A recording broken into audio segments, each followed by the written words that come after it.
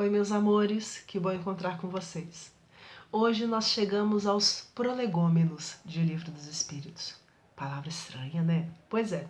Prolegômenos é introdução, apresentação. Mas é uma apresentação, uma introdução densa, com todo o conteúdo do corpo de uma obra. E aí a gente pode pensar, né? Nossa, mas por que duas introduções?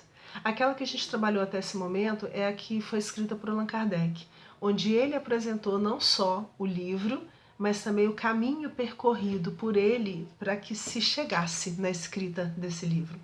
Os prolegômenos são a introdução dada pelos espíritos. E por isso, me perdoem, nós não vamos fazer um resumo ou uma explicação breve do que é o conteúdo dele. Hoje nós vamos ler na íntegra. E eles começam assim.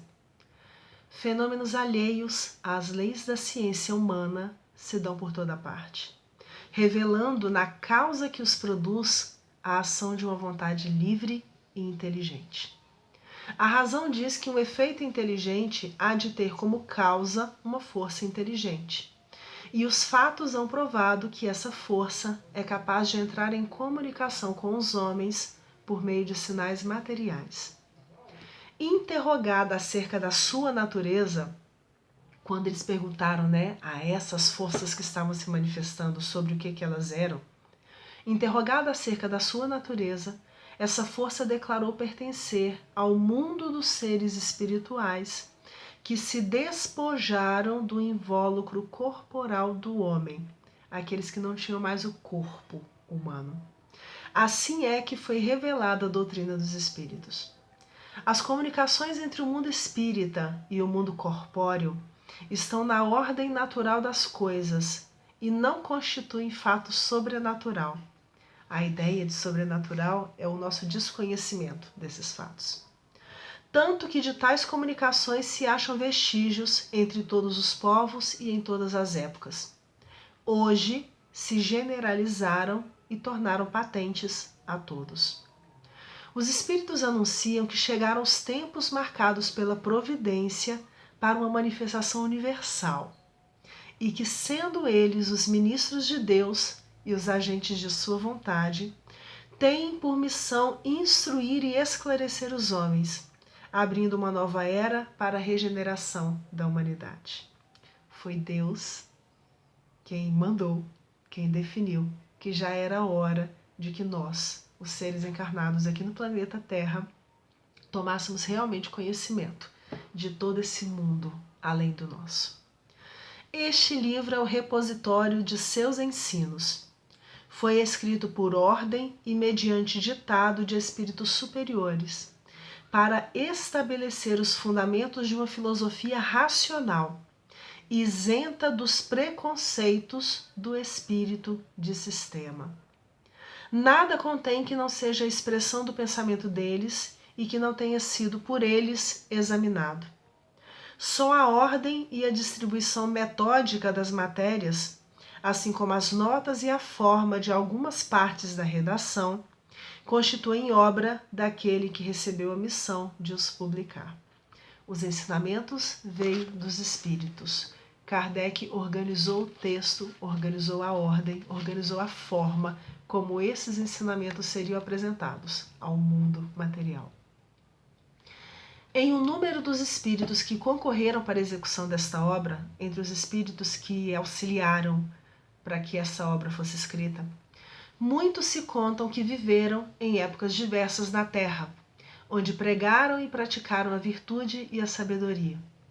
Outros, pelos seus nomes, não pertencem a nenhuma personalidade cuja lembrança a história guarde, mas cuja elevação é atestada pela pureza de seus ensinamentos e pela união em que se acham com os que usam de nomes venerados. Eis em que termos nos deram por escrito e por muitos médiuns a missão de escrever este livro. Abre aspas. Ocupa-te, cheio de zelo e perseverança, do trabalho que empreendeste com o nosso concurso, pois esse trabalho é nosso. É isso que eles enviaram para Kardec. Nele pusemos as bases de um novo edifício que se eleva e que um dia há de reunir todos os homens no mesmo sentimento de amor e caridade. Mas, antes de o divulgares, revelo-emos juntos, a fim de lhe verificarmos todas as minúcias. Estaremos contigo sempre que o pedires, para te ajudarmos nos teus trabalhos, porquanto esta é apenas uma parte da missão que te está confiada e que já um de nós te revelou. Kardec já tinha recebido essa mensagem numa época em que outros espíritos já tinham falado para ele do que cabia a ele fazer dentro desse trabalho. Continuando a mensagem que Kardec recebeu. Entre os ensinos que te são dados, alguns há que deves guardar para ti somente, até nova ordem. Outros livros teriam que ser escritos. Quando chegar o momento de os publicares, nós diremos a você. Enquanto esperas, medita sobre eles, a fim de estares pronto quando te dissermos. Porás no cabeçalho do livro a cepa que te desenhamos, que é esse ramo dessa parreira que nós comentamos, porque é o emblema do trabalho do Criador. Aí se acham reunidos todos os princípios materiais que melhor podem representar o corpo e o espírito. O corpo é a cepa, é o ramo. O espírito é o licor, é o que tem dentro da uva. A alma ou espírito ligado à matéria é o bago. O homem quintessencia o espírito pelo trabalho, e tu sabes que só mediante o trabalho do corpo o espírito adquire conhecimentos. É necessário que a gente reencarne. Não te deixes desanimar pela crítica.